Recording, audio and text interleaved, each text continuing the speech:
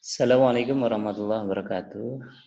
Siswa sekalian, hari ini kita akan belajar tentang pewarisan sifat.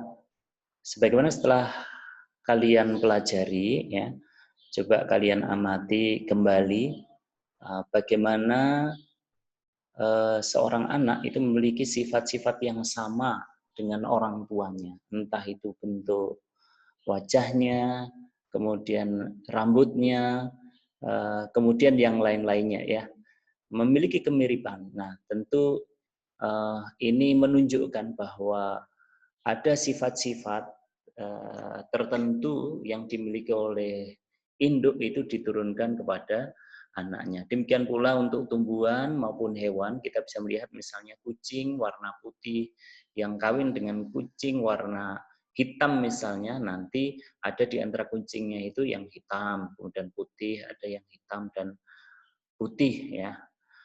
Nah, oleh karena itu mari kita lihat beberapa slide berikut. Siswa sekalian,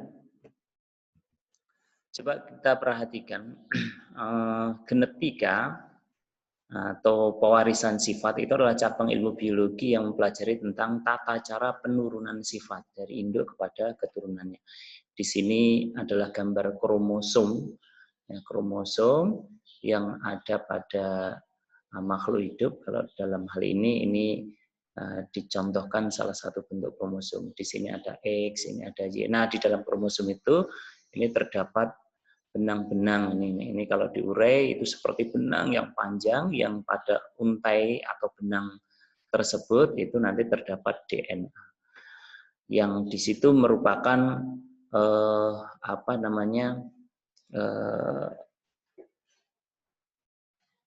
bagian yang memperlihatkan sesuatu yang diturunkan pada keturunannya. Ada beberapa istilah yang perlu kalian pahami ya. Pertama, gen. Gen itu apa? Gen itu adalah segmen tertentu DNA yang ada pada kromosom yang menentukan sifat keturunan pada suatu individu. Kalau manusia ya manusia, kalau tumbuhan-tumbuhan, kalau hewan-hewan.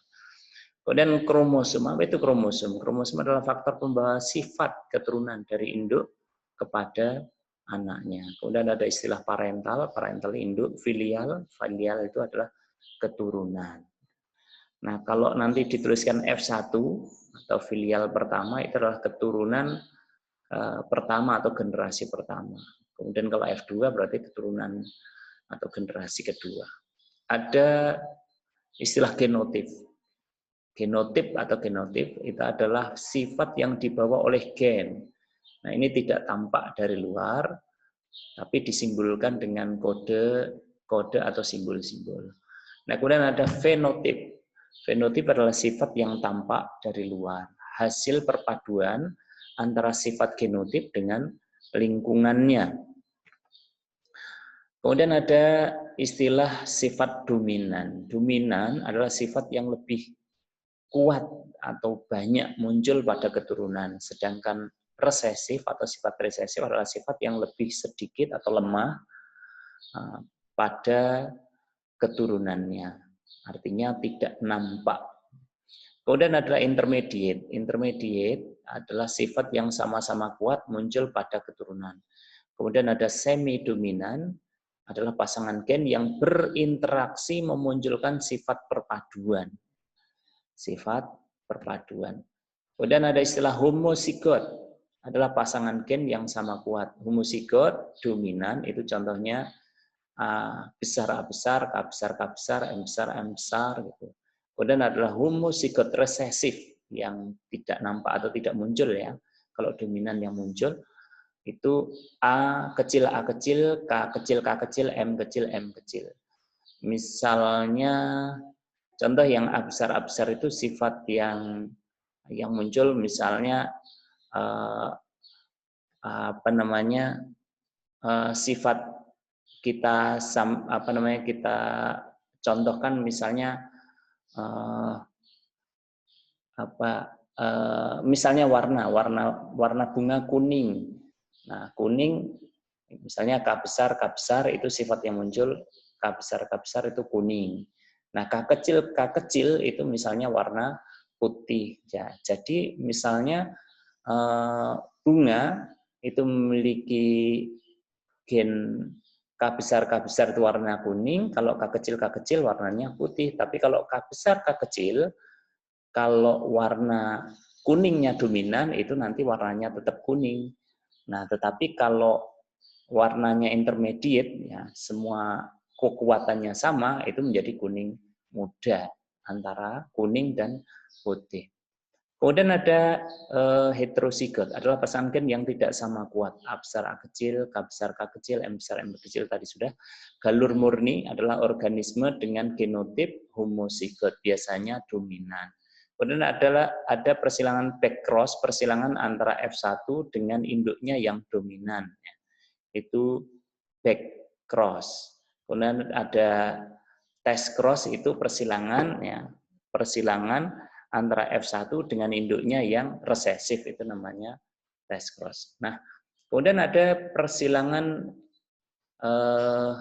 atau yang sering disebut dengan hibrida atau bastard. Persilangan itu nanti kita pelajari, ada persilangan monohibrid, satu sifat beda, kemudian persilangan dihibrid, dua sifat beda, persilangan trihibrid, tiga sifat beda, dan ini ada penyakit menurun pada manusia.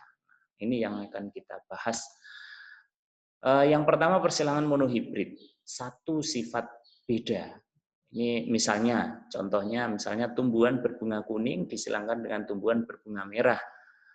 Nah, ini sifatnya adalah bunga, warna bunga saja.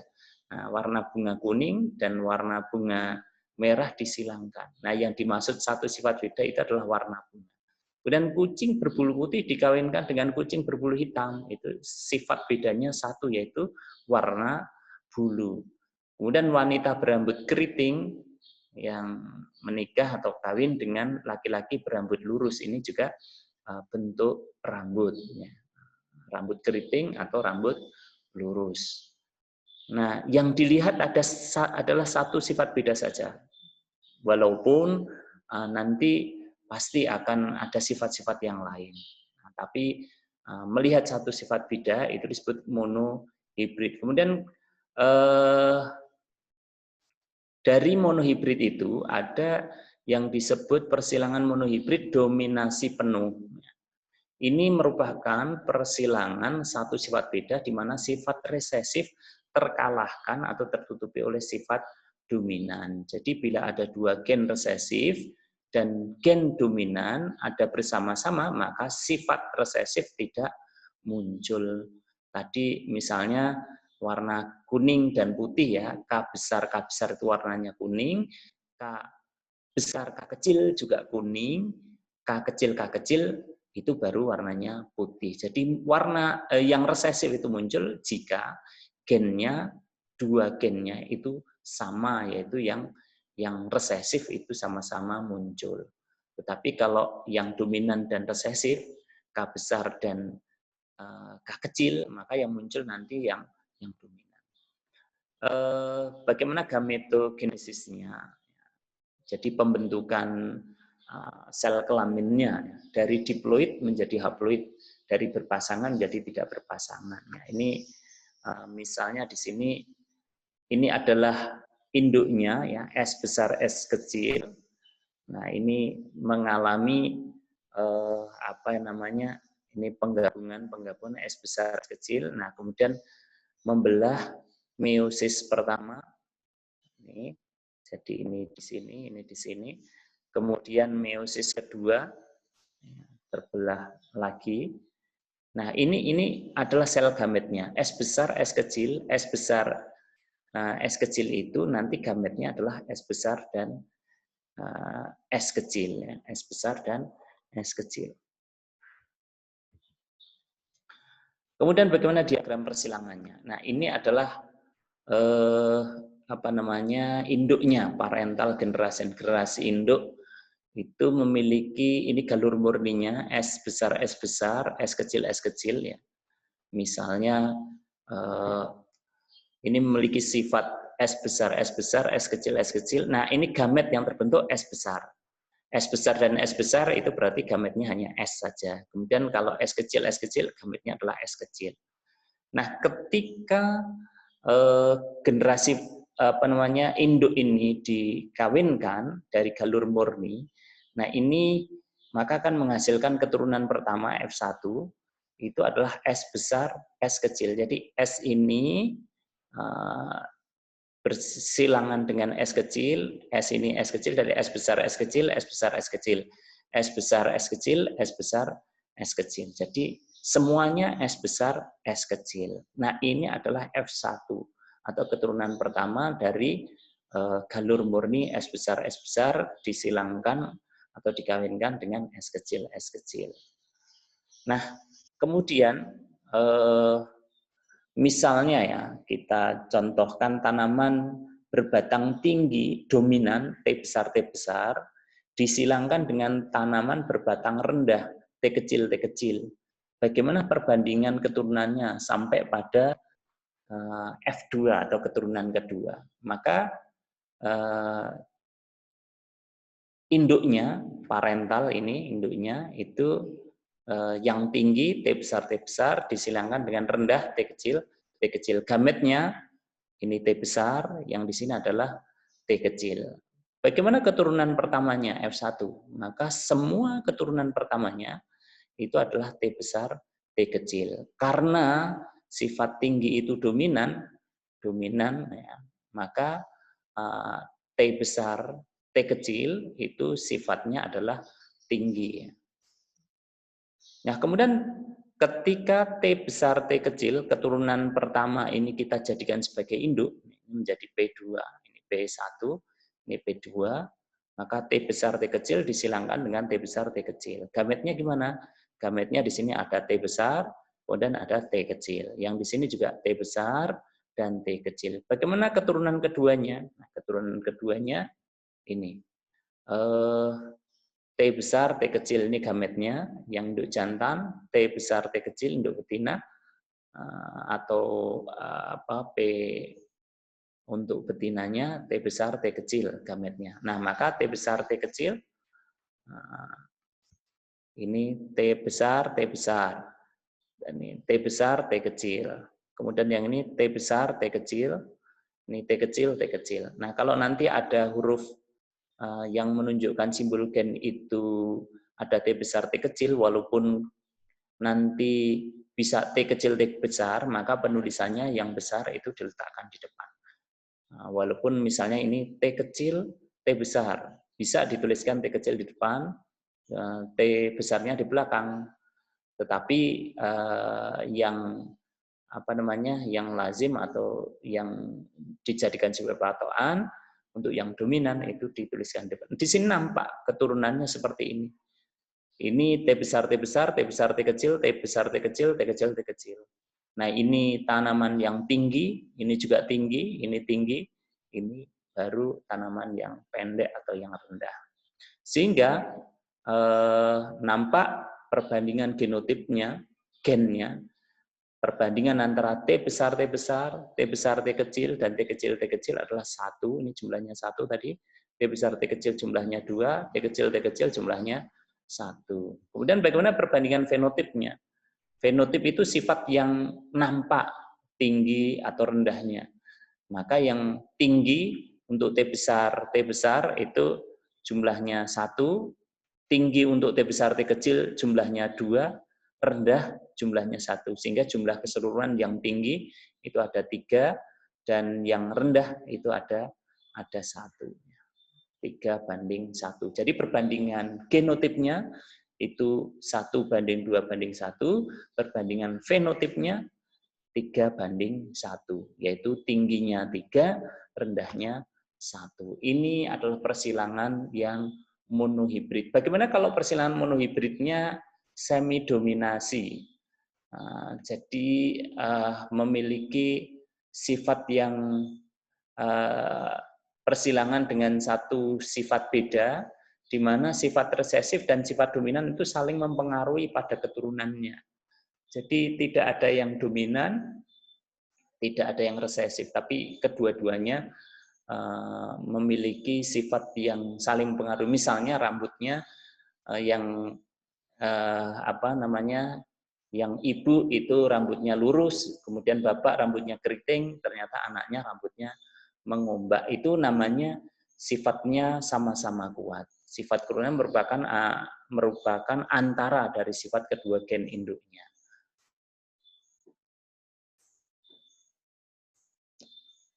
Nah, kita contohkan misalnya tanaman mawar warna merah dan warna putih, ya, di mana sifatnya adalah semi dominansi.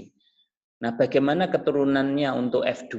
Nah, kita contohkan di sini mawar warna merah, M besar, yang putih M kecil gennya, ya. Kemudian sebagai induk, ya. Nah, kemudian gametnya gimana? Sel kelaminnya warna merah itu M besar ya, gametnya. Yang putih itu M kecil. Nah, keturunan pertama atau F1 semuanya adalah M besar, M kecil. Nah, karena ini adalah gabungan sama-sama kuat warna merah dan putih, maka keturunannya menjadi berwarna merah muda atau warna rose. Berikutnya, jika keturunan pertama ini disilangkan, maka dia akan menjadi induk, ya, induk kedua. M besar M kecil disilangkan dengan M besar M kecil, maka gametnya M besar M kecil, M besar M kecil. Bagaimana F2-nya atau keturunan keduanya? Nah, F2-nya itu seperti ini.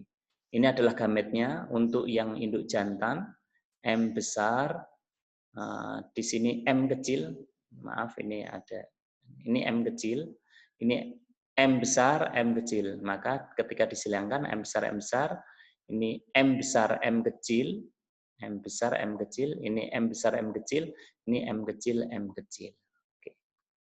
Sehingga jumlah perbandingan genotipnya, ya, untuk M besar, M besar, M besar, M kecil, M kecil, M kecil, 1:2:1. Dan perbandingan fenotipnya adalah ini warnanya merah, ini warnanya merah muda, ini warnanya putih.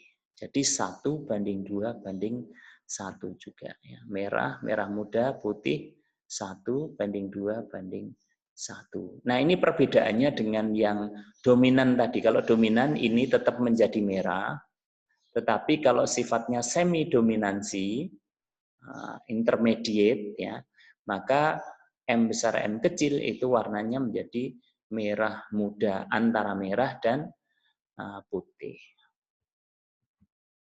Baik, terus bagaimana persilangan di hibrid? Dua sifat beda ini tentu akan lebih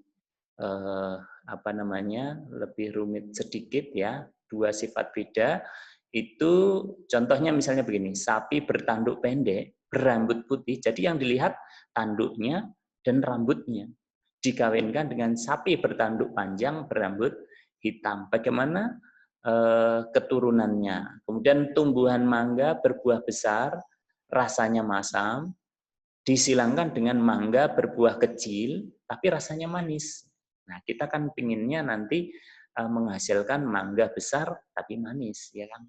Karena di sini mangganya besar, masam, mangganya kecil, manis. Nah, maunya besar dan manis. Nah, sifat-sifat itulah yang diinginkan dalam persilangan. Kita contohkan misalnya ada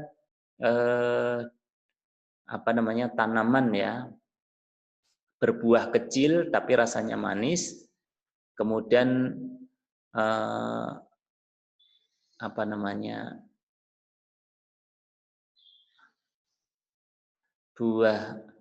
berbuah besar rasanya asam disilangkan dengan tanaman buah kecil rasanya manis.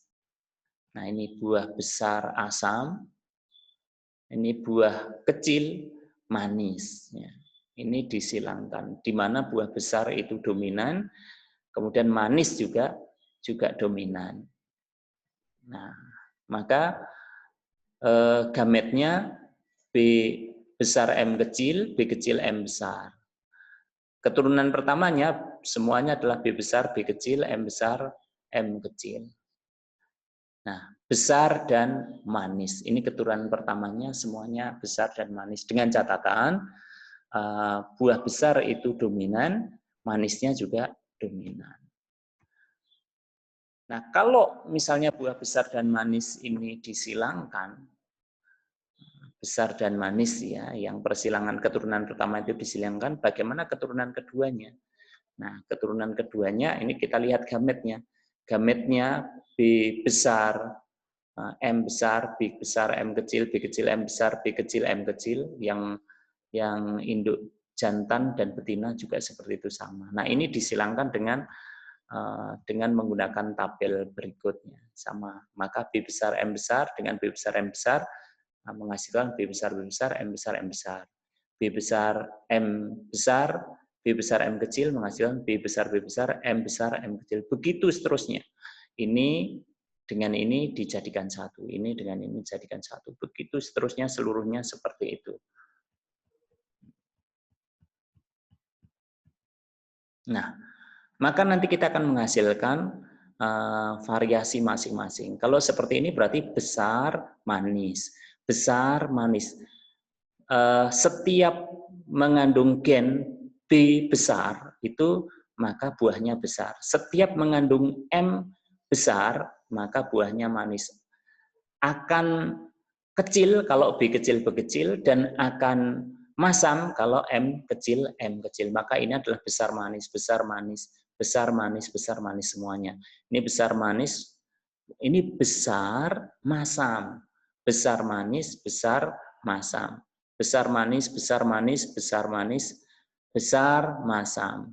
Ini kecil manis, kecil manis, kecil manis. Di sini kecil masam. Jadi inilah keturunan F2 dari buah mangga tadi, mangga yang besar masam, di mana besarnya dominan, disilangkan dengan buah mangga yang kecil manis, di mana manisnya dominan.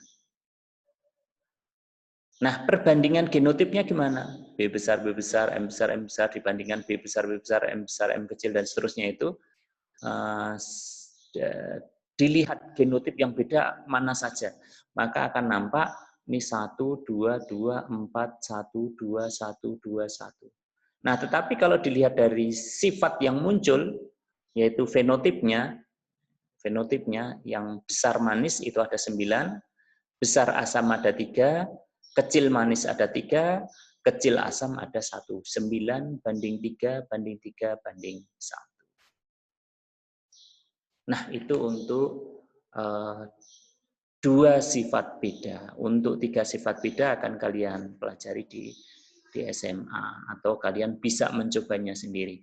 Para siswa sekalian, selanjutnya silahkan kalian nanti membuka atau mempelajari tentang penyakit menurun pada manusia secara mandiri terlebih dahulu, untuk dapat mempelajari lebih lanjut atau dapat mempelajari lebih detailnya di buku paket yang tersedia. Demikian para siswa sekalian, mudah-mudahan bermanfaat. Selanjutnya nanti dipersilakan untuk belajar melakukan persilangan atau belajar tentang persilangan ini dengan beberapa contoh yang sudah kami sampaikan tadi. Terima kasih, mudah-mudahan bermanfaat. Assalamualaikum warahmatullahi wabarakatuh.